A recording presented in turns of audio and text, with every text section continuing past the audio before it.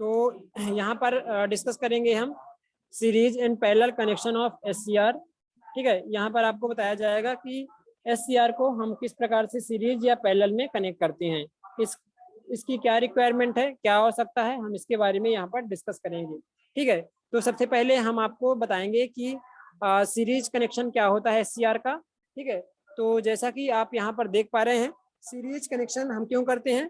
Series connection करने का जो मेन उद्देश्य होता है, हमें जो हमारी एक्चुअल रेटिंग होती है जो एससीआर की, उसको जब हमें एक्सीड करना होता है तो हम क्या करते हैं, सीरीज कनेक्शन करते हैं। जब हमें करंट रेटिंग को एक्सीड करना होता है, ठीक है, तो हम इसके लिए क्या करते हैं, पैरेलल कनेक्शन को यूज करते हैं।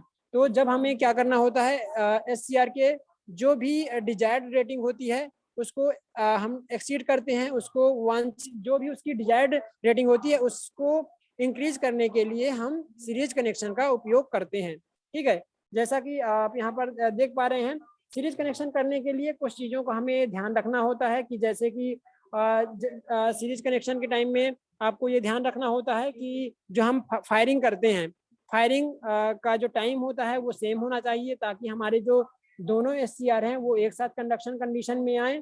ठीक है, इस चीज़ का हमें ध्यान रखना होता है। ठीक है, in some application voltage and current rating exceed the voltage and current that can be provided by a single SCR। ठीक है, तो कई बार क्या होता है कि हम सिंगल एससीआर के माध्यम से ज़्यादा वोल्टेज या ज़्यादा करंट प्रोवाइड नहीं कर सकते हैं, तो उसके लिए हमें क्या करना होता है, सीरीज या पैरेलल कॉम्बिनेशन का उपयोग करना होता है, जिससे हम क्या करते हैं, वोल्टेज एवं करंट की रेटिंग को एक्सीड करने का काम करते हैं। ठीक है, अलग अलग रेटिंग हम प्राप्त कर लेते हैं, वोल्ट जो भी एससीआर की रेटिंग होती है उसको हम इंक्रीज कर लेते हैं सीरीज पैरेलल कॉम्बिनेशन के द्वारा। जब हमें वोल्टेज रेटिंग को इंक्रीज करना होता है तो उस समय हम क्या करते हैं, सीरीज कॉम्बिनेशन का इस्तेमाल करते हैं, जबकि जब हमें करंट रेटिंग की ज़्यादा आवश्यकता होती है, एक्सीड करना होता है, तो हम उसको पैरेलल कनेक्शन का इस्तेमाल करते हैं। दोनों को हम वन बाय वन डिस्कस करेंगे। जैसे कि सीरीज कॉम्बिनेशन में कुछ इस प्रकार से, जैसे कि आपकी स्क्रीन में दिखाई दे रहा है, इस तरह से एससीआर को कनेक्ट किया जाता है। ठीक है, हम क्या करते हैं कि जो पहला एससीआर है उसके कैथोड को दूसरे एससीआर के एनोड के साथ में हम कनेक्ट कर देते हैं। तो इस प्रकार से जो आपका डायग्राम दिखाई दे रहा है ये आपका सीरीज कॉम्बिनेशन होता है, सीरीज कनेक्शन होता है एससीआर का। जैसे कि यहाँ पर आप देख पा रहे हैं, हम इसको कनेक्शन कर दिया है, मतलब कि यहाँ पर दो सर्किट बनते हैं, एक होता है स्टैटिक इक्वलाइजेशन सर्किट और दूसरा होता है डायनेमिक इक्वलाइजेशन सर्किट। जो स्टैटिक इक्वलाइजेशन सर्किट होता है, इसमें दोनों एससीआर के अक्रॉस में दो रेजिस्टेंस लगे होते हैं, एक एक रेजिस्टेंस को हम कनेक्ट कर देते हैं। जैसे कि आप देख पा रहे हैं R2 दो रेजिस्टेंस जो हमारे दोनों एससीआर के सिंगल रेजिस्टेंस आपस में पैरेलल में कनेक्टेड होते हैं। तो ये स्टैटिक इक्वलाइजेशन सर्किट होता है। इसका यहाँ पर मेन ये फंक्शन होता है कि वोल्टेज को डिवाइड करने का काम या फिर वोल्टेज मेंटेन करने के लिए यहाँ पर रजिस्टर्स लगाए जाते हैं। जो रजिस्टर लगा हुआ R2 और ये R2, ये इनके क्रॉस में इक्वल वोल्टेज डिस्ट्रीब्यूशन के लिए, इक्वल वोल्टेज डिस्ट्रीब्यूशन के लिए या इक्वल वोल्टेज डिवाइडर के रूप में यहाँ पर ये रेजिस्टेंस का उपयोग किया जाता है। ठीक है, ताकि दोनों एससीआर के अक्रॉस इक्वली वोल्टेज डिवाइड हो। ठीक है, इसके बाद में यहाँ पर देखेंगे एससीआर, दोनों एससीआर के क्रॉस में एक डायोड और एक स्नबर सर्किट लगाया जाता है। स्नबर सर्किट ऐसा सर्किट होता है जिसमें एक रेजिस्टेंस और कैपेसिटेंस को आपस में सीरीज में कनेक्ट किया जाता है। तो ऐसा जो सर्किट होता है ये स्नबर सर्किट कहलाता है। ये आप देखोगे तो ये सर्किट जो इतना दिख रहा है R1 एंड C1, ये स्नबर सर्किट होता है। इसका मेन फंक्शन होता है एससीआर को प्रोटेक्शन प्रोवाइड करना, एससीआर को सुरक्षित करना ओवर वोल्टेज से या ओवर करंट से। ठीक है, तो यहाँ पर प्रोटेक्शन पर्पज से यहाँ पर स्नबर सर्किट का उपयोग किया जाता है। ठीक है, तो आप इस चीज का ध्यान देंगे। ठीक है, यहाँ पर क्या होता है कि हम एक रजिस्टर और एक कैपेसिटर का उपयोग करते हैं। ठीक है, किसके पैरेलल में, एससीआर के पैरेलल में, जबकि दोनों ये R1 और C1 दोनों क्या होते हैं, सीरीज में होते हैं। इस पूरे सर्किट को क्या बोलते हैं, डायनेमिक इक्वलाइजेशन सर्किट। देखो क्या होता है कि जैसे ही हम इसको ऑन करते हैं, एससीआर को ऑन करते हैं और एक साथ दोनों ही एससीआर में गेट पल्स हम प्रोवाइड करते हैं, तो एससीआर ऑन हो जाता है। लेकिन क्या होता है कि हमारा जब भी कुछ भी यहाँ पर वोल्टेज की प्रॉब्लम होती है या वोल्टेज जैसे ही अप्लाई करते हैं तो हमारा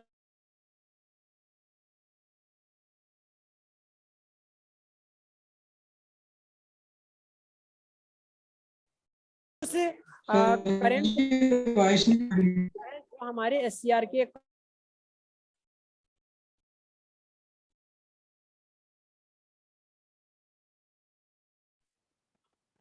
सर वॉइस आने में प्रॉब्लम हो रहा है। अच्छा, वॉइस में प्रॉब्लम हो रहा है। अभी यस सर। क्लियर है क्या? सर अब क्लियर है। नो सर नहीं क्लियर है है। अभी वॉइस? तो यहाँ पर दो सर्किट इस्तेमाल किया जाता है। एक सर्किट होता है स्टैटिक इक्विलाइजेशन सर्किट और दूसरा होता है dynamic equalisation circuit. Static equalisation circuit में दो प्रतिरोध लगे होते हैं, दोनों SCR के अक्रॉस में एक एक प्रतिरोध लगा दिया जाता है, जिसका मेन काम होता है वोल्टेज का इक्वली डिस्ट्रीब्यूशन करना। डायनेमिक इक्विलाइजेशन सर्किट का काम होता है वोल्टेज को प्रोटेक्शन प्रोवाइड करना। R1 C1 आपस में सीरीज में लगे होते हैं, इसको हम R1 C1 को क्या बोलते हैं? स्नबर सर्किट बोलते हैं। ठीक है, स्नबर सर्किट लगाया जाता है जो कि हमारे SCR को प्रोटेक्शन प्रोवाइड करता है। ठीक है, ये हमारे SCR को क्या करता है? प्रोटेक्शन प्रोवाइड करता है यहाँ पर। ठीक है, जैसे ही हम SCR को टर्न ऑन करते हैं, गेट में पल्स प्रोवाइड करते हैं, तो हमारा C1 क्या होता है? डिस्चार्ज होता है। डिस्चार्ज जैसे ही होगा मतलब कि ये क्या करता है? C1 इसे करंट प्रोवाइड करने लगता है, इसके क्रॉस मतलब वोल्टेज यहाँ पर प्राप्त होने लगता है। तो क्या करता है कि R1 जो होता है ये इसको करंट को लिमिट करने का काम करता है। ठीक है, इस प्रकार से यहाँ पर ओवर वोल्टेज या ओवर करंट के अक्रॉस हमारा जो स्नबर सर्किट है वो SCR को प्रोटेक्शन प्रोवाइड करता है। तो इस प्रकार से इसका कुछ कॉम्बिनेशन दिखाया गया है यहाँ पर।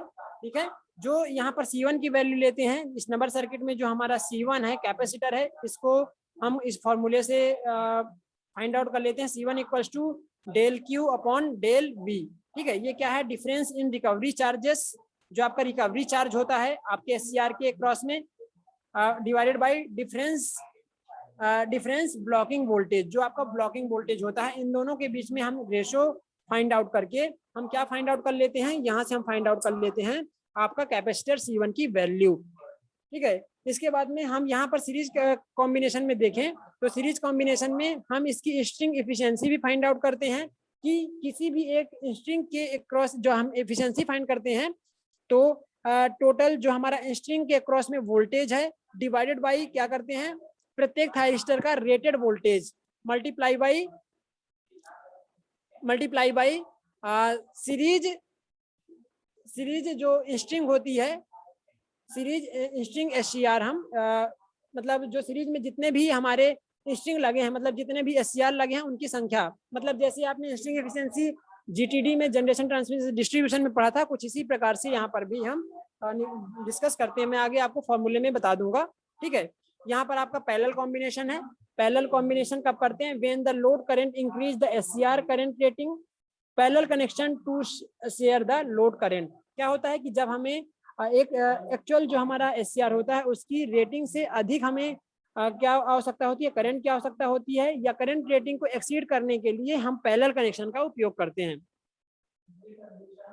ठीक है, एक चीज का हमें यहाँ पर ध्यान देना होता है, when the SCR connected in parallel it ensure that latching current of all SCR in way turn on all SCR and remain on when gate pulse removed.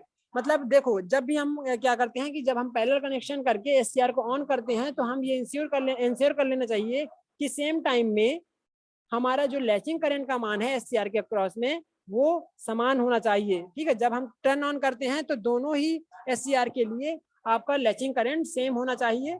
ठीक है, इस चीज का हमें ध्यान रखना होता है। और जब और हमें सेम टाइम पे ही क्या करना है? गेट पल्स को रिमूव करना होता है पैरेलल SCR का जब हम कनेक्शन करते हैं। ठीक है, यहाँ पर आप देखेंगे तो जैसे कि हमने तीन SCR को पैरेलल कर रहे हैं या 2 SCR को पैरेलल कर रहे हैं, तो उसके लिए हम एक ही हीट सिंक में इनको क्या करते हैं? माउंट कर देते हैं। हम एक ही SCR में माउंट कर रहे हैं, SCR1 SCR2 और SCR3 तीनों को एक ही हीट सिंक के ऊपर हम कुछ इस प्रकार से इंस्टॉल करते हैं। ठीक है, यहाँ पर आपका पैरेलल कनेक्शन दिखाया गया है जिसमें 2 SCR को आपस में पैरेलल कर दिया जाता है और यहाँ पर आपको दोनों SCR के सीरीज में एक एक रेजिस्टेंस R1 और R2 कनेक्ट कर दिया जाता है, जैसा कि आप यहाँ पर देख पा रहे हैं। ठीक है, ठीक है, क्या होता है कि एक SCR से हम प्रॉपर करंट नहीं प्राप्त कर पाते हैं। ठीक है, हमें अधिक करंट चाहिए होता है, तो उसके लिए हम पैरेलल कनेक्शन का उपयोग करते हैं। पैरेलल कनेक्शन का उपयोग करके हम करंट रेटिंग को एक्सीड कर लेते हैं। तो ये किसके लिए, ये डीसी सर्किट के लिए हम इसके लिए क्या करते हैं कि प्रत्येक एससीआर के सीरीज में एक एक रेजिस्टेंस लगा देते हैं, जो कि करंट को लिमिट करने का काम करता है। और जब हम एसी सर्किट बनाते हैं, तो एसी सर्किट के लिए हम क्या करते हैं, देखो यहाँ से हमने करंट फ्लो किया I1 I2, तो यहाँ से आप I दो भागों में डिवाइड हो गया, I1 और I2, ठीक है। जब हम आप एसी सर्किट इस्तेमाल करते हैं, तो हम क्या करते हैं कि दोनों ही एससीआर के क्रॉस में हम इंडक्टर का इस्तेमाल करते हैं, ठीक है। तो इस चीज का आपको ध्यान में रखना है। यहाँ पर करंट को लिमिट करने के लिए इंडक्टर का इस्तेमाल किया जाता है, जबकि डीसी, जहाँ पर हमें डीसी सप्लाई होती है, वहां पर हम करंट को लिमिट करने के लिए रेजिस्टेंस का इस्तेमाल करते हैं। यहाँ पर आपको स्ट्रिंग इफिशियंसी या स्ट्रिंग इफेक्ट के लिए फॉर्मूला है। देखो सीरीज और पैरेलल के लिए दोनों के लिए सेम फॉर्मूला है, थोड़ा सा यहाँ पर अंतर होगा। टोटल करंट या voltage rating in string, total current rating या टोटल वोल्टेज रेटिंग आपको लेना होगा, कोई भी एक चीज आप ले लेंगे। यहाँ पर टोटल वोल्टेज रेटिंग ले लेंगे, ठीक है। यहाँ पर divided by individual voltage current rating of SCR, ठीक है। Total voltage, total current voltage rating of in string, फिर इसके बाद में इंडिविजुअल आपको वोल्टेज करंट रेटिंग लेना होगा एससीआर की, और number of SCR in series parallel string, ठीक है। ये सीरीज और पैरेलल दोनों के लिए ही आपका ये फॉर्मूला है, ठीक है। ये दोनों के लिए आपका फॉर्मूला है, सीरीज और पैरेलल दोनों के लिए आप इसी फॉर्मूले का इस्तेमाल करके आप वैल्यू को फाइंड आउट कर सकते हैं, ठीक है। जब आप क्या करेंगे, सीरीज में कनेक्शन करेंगे सीरीज के लिए, तो ये हो जाएगा total voltage rating in string divided by total individual voltage of SCR multiply by number of SCR in series in string. और जब आप पैरेलल के लिए फाइंड आउट करेंगे स्ट्रिंग एफिशिएंसी, तो हो जाएगा total current divided by individual, total current divide by individual current rating of SCR multiply by number of SCR in parallel in string, okay. तो इस तरह से हम यहाँ पर पैरेलल कनेक्शन के लिए और सीरीज कनेक्शन के लिए स्ट्रिंग एफिशिएंसी को फाइंड आउट कर सकते हैं।